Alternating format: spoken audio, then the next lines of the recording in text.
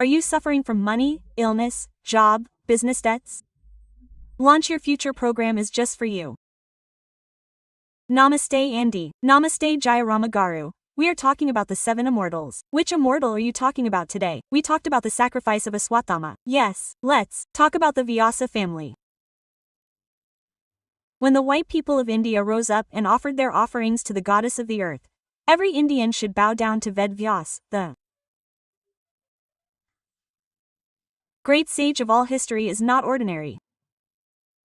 If it were not for Vyasa, we would not have India. There would be no Bhagavatam, there would be no Krishna. Yes, there are no Ashtadasa Puranas. The Vedas do not have the 4 Chaturvedas. Our Vedas do not have any rules. No, there is no Kadandi Veda for India. Oh, it is only because of Vyasa that we have received it. He is the one who wrote the Ashtadasa Puranas. He is the great sage who taught the people of Kali Yuga how to easily attain God. We must know about him. The birth of Ved Vyas is a very strange story. In the past, there was a king named Vasu. He was very brave. If he helped Indra, that Indra gave him a plane. To Vasu. If given to Vasu, he would fly in that plane. The person named Aparachara Vasu could fly him. However, at that time, during his reign, a river called Suptamati flowed around a mountain called Kalahalu. Due to the confluence of this river and mountain, the goddess Suptamati and the river Suptamati had 2 children. That tribe is called Vasupada. The 2 children of this tribe were given to Vasu, the lord of the land, who was the lord of that region. Vasu married that tribe, but one day he went to a forest somewhere. That atmosphere was wonderful, and then he remembered his wife. He was infatuated with his wife and lost his semen. What did he do? He caught the semen in a leaf and gave it to an eagle. Give it to my wife. She is a child. He asked her to give him this semen. If that eagle keeps catching it, watch the picturesque story. How strange it is that it keeps catching it. While it is taking it, another eagle comes upon it thinking it is food. It falls down.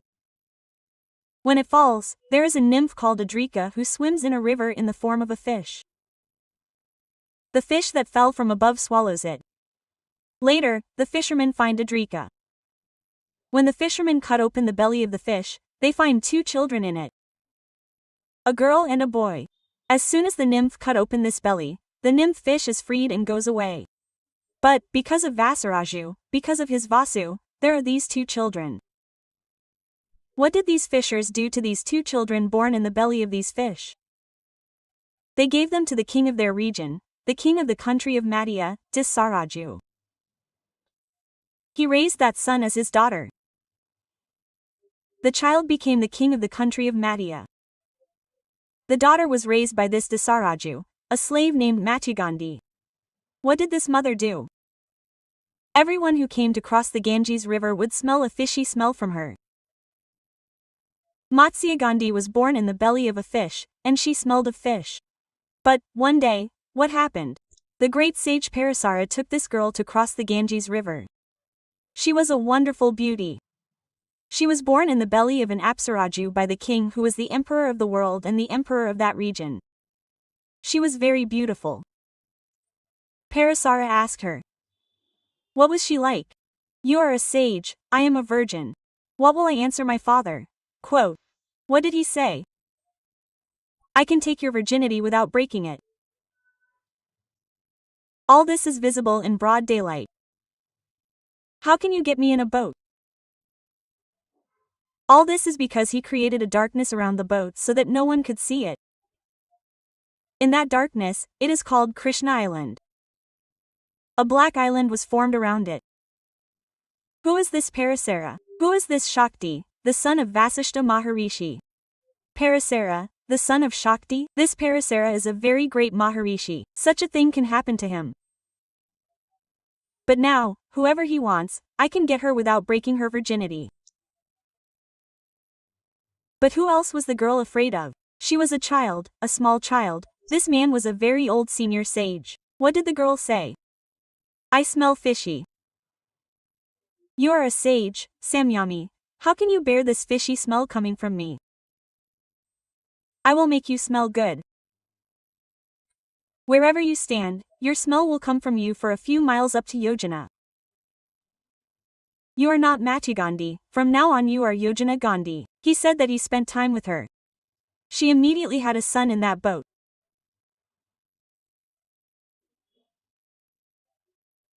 Krishna Dwaipayana said that he was Vyasa Maharshi. What a beautiful birth he had. Immediately after his birth, he bowed to his mother and went to do penance. When you remember me, I will come to you. Parasara left. This Mati Gandhi turned into Yojana Gandhi and the girl who had become Yojana Gandhi went home normally. Thus, Vyasa was born on a special occasion. Abba's story is strange, isn't it? But it is told earlier in the Mahabharata. But what happened to this woman? Her name is Satyavati, that girl's name. They also called her Mati Gandhi, which means she smells like fish. They called her Mati Ganda. He actually made Yojana Gandhi, and she became Satyavati. What happened later? Sentan, who is the king of this area, loved her. This Satyavati, he had a child before, he had a son by Ganga Devi, but what did Dasaraju say? If you want my daughter, I will give her to you. I will give her to you, but the son born to her is the king. He already has a son.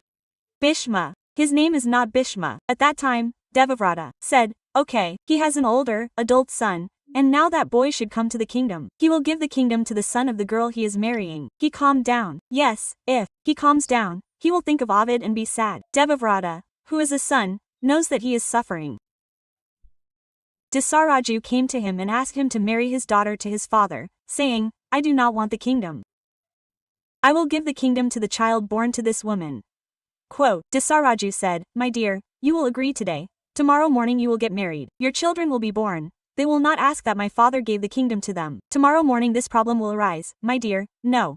Quote, what did he say if he did not give my daughter to your father? Not immediately. In fact, I will not get married. He took a solemn vow to remain a celibate for the rest of his life. What happened after this vow for his father's marriage? Dasaraju agreed. His father was sad, but he married Satyavati. Bhishma wanted to get married again. Bhishma's story is unique. We have told it again. He is not in this line. After this marriage, she had 2 sons. From the king, from Sentan, that Chitrangada, the strange hero. They were ordinary people. Bhishma was the one who saved them. One died and they decided to marry the second one. What did he do? King Sashiraja declared a vow of love for his children and daughters, and said that he would go and give those 3 girls to my brother and marry them. He brought 3 girls, Amba, Ambika, and Ambalika. They brought 3. If they brought 3, which one was Amba? I loved Saluvu. How did he come? I thought I would give him a fight. You brought me. Bhishma said that I did not want to marry your son or your brother. You go your way, he sent. Ambika, Amba, and Ambalika were given to him in marriage. Amba, who went to the brother of the strange hero, faced various problems. Was her way, her marriage here? After some time, the strange hero died of illness. 2 daughters-in-law were left, the son died. Now this kingdom, the Kuru Empire, has children. The Kuru Empire, like the one ruled by the great king, Hastinapur, is the king of this kingdom, who has those daughters-in-law but no children. She begged Bhishma to marry her. I have vowed, I will not marry, he said. I will not marry, I will not marry. What does she mean by, I will not marry, I will not marry? The justice of the godfather. There is a justice. This justice of the godfather is like this. If there is no child, the brother-in-law, or someone else, who marries them, can give them children without having them. If he asked that there would be heirs to the kingdom, he should also agree to that. However, what did they say after hearing some old stories? If a good Brahmin begets children for these women, that is, for both of them whose husbands and wives are dead, those children will become kshetrajas and they will have that power. Such things used to happen back then. He also told a story. Then this Satyavati Devi remembered that Bhishma would not agree. Although Bhishma was the prince of this kingdom, he had a son who was Veda Vyasa. He wanted to call Vyasa Maharshi. When he remembered, he appeared. He was already a great ascetic. She asked him, "Sir, how am I? I have 2 sons. 2 have died. I have daughters-in-law. There are no heirs to this kingdom. So please bless my daughters-in-law with children, okay?" Quote. He agreed. If the mother agrees, Ambika reach and have children. Dhritarashtra, Pandu king, because he was afraid of seeing this great sage who came, and because he closed his eyes, Ambika gave birth to Dhritarashtra, and was born blind. Because he turned pale with fear, Ambalika, Pandu king was born with a body like Pandu king with a pale body. 2 very strong men. A wonderful child was born because of the sage. Again, since this child was a child whose eyes could not open, she again sent her elder daughter-in-law. What did she do if she sent her? This time, she did not want to go to that great sage, so she decorated her maid and sent her. The maid served Vyasa with utmost devotion. She gave birth to Vidhar. Of these 3, one is the king of this Kuru kingdom, the second is the protector, and the third is the minister. Since Dhritarashtra was born blind, he was a divine eye for those who had no eyes, right? It is not possible to give the kingdom. Therefore, Pandu king was made king. Dhritarashtra was the king's brother. The eldest was a street vendor. All 3 of them were well educated. They learned education. They had acquired a lot of knowledge of medicine. How can this story happen? They never respected Veda Vyasa, who had blessed them with children, as their father, and claimed them as their sons. What do they call them? He was only a wisher. He was a benefactor of the Kuru kingdom. He did his job. He did what his mother asked, that's all. He did not show off any of his own wealth to those women or to those sons. It is good that this is how it is. Apart from these, he was born as the son of Suk Maharshi. Suku was also a great magician and later a great sage and a sage. These stories go like this. What did he do? The Vedas were a single entity. He divided them into 4 parts and gave them to humans. But the Vedas did not make the incomparable Vedas human. It was God who created the Vedas, so that humans could easily understand the contents of the Vedas. He also wrote the Mahabharata, which is called the 5th Veda. He saw all this Mahabharata happening before his eyes. They all got married because of him. Later, they all became adults. They had children. They fought. Finally, the Kurukshetra war took place. At every step of Kurukshetra, Veda Vyasa kept coming. He came here to them. Yes, they are going. He is coming. He taught each one a different kind of lesson.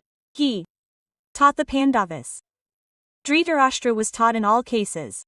Veda Vyasa's presence was there. When the Mahabharata was finished, he thought about it and repeated it all and wrote it down in one line and gave it to the people. He prayed to Ganapati to write what he was saying.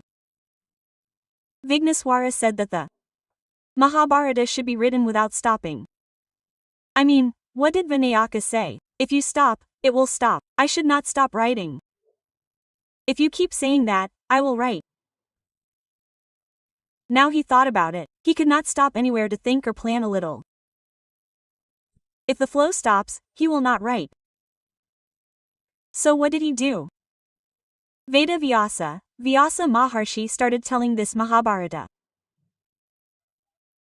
Saying a big verse once every 10 verses is what Ganapati meant to him. If he does not understand, he will be slow. When he thinks about what this is, he thinks about something else. That is why he wrote the Mahabharata by saying 10 verses, one big verse at a time, one strong verse at a time. They are called grants. When they become a small group, he thinks about one big verse. His new strategy for thinking is where to start the story, who to start with, what should he remember after this. Ganapati wrote the Mahabharata with his companion. In the Mahabharata, various things mentioned in the 4 Vedas are told through characters in the Mahabharata. There is another special episode in the Mahabharata, which is the Bhagavad Gita. He also included the Bhagavad Gita, which is said to be the essence of the Upanishads, in this Mahabharata. That is why the Mahabharata is called the 5th Veda, not the 4 Vedas. Although it is the same story, There are many subtleties of religion in it, all of which were given to us by Lord Vyasa. This is because the Vyasa family received such a boon from his father, Chiranjeeva. Some incidents are said to have been seen by Kalidasa during the time of Maharishi Kalidasa. Oh! There is Kalidasa, not a person of another era, but a person of our era who saw 1 or 2 generations before us. In Kalidasa's stories, he says that he saw the Vyasa people. We should consider him as an immortal. He is an immortal. Now, how many types of Puranas have been given to us? Which Purana is the greatest? Yes, everything is great, yes. Its specialty is in itself. All the Puranas that are said to be great and wonderful have come from the face of the Vyasa people. Don't forget him who gave us so much poetry. We must definitely remember him. We must remember him. What is the first book of Indians? The original poem is the Ramayana. But every human being should know the Bhagavad Gita. Yes, it came to us from here. The Vishnu Sahasranama, which we recite daily, is also in the Mahabharata. That too was said by Bhishma during the war of this Bhagavad Gita. Yes. So the Vishnu Sahasranama we should thank Vyasa. Isn't that right? First of all, they say Sahasranamam. How well he said it. Vyasa Naptaram Shakte Patramakal Mash Parisharatmajam Van Sukatatam Taponadim. Vyasa said that Vyasa was the great-grandson of Vyasa, the grandson of Shakti, the grandson of Parisharatmaja. He mentioned 4 of them: Vyasa, Shakti, Parasara, Vyasa. Then Vyasa, who was the giver of happiness, the giver of Tapanidya, the great-grandson of Sukhu. He was also the father of Sukhu Maharshi. He mentioned 5. We should remember that all 5 are descendants of one lineage, that is, 5 people belonging to one family at the same time. Vyasa was the son of Brahma Manasa. The first son of Brahma was Vasishta Maharshi. His son was Shakti. The son of Shakti is Parasara. The son of Parasara is Vyasa. The son of Vyasa is Suk. We will now study the 5 while reciting the Sahasranamas. We will study and remember their names. So in this way, he is a Chiranjeevi. Bold, all the things can be said. If I had briefed about the Vyasa family, it would have taken so much time. We wanted to tell you in one frame, so we will be able to give you these details. This is something that you really need to know. Namaste and Namaste Ji.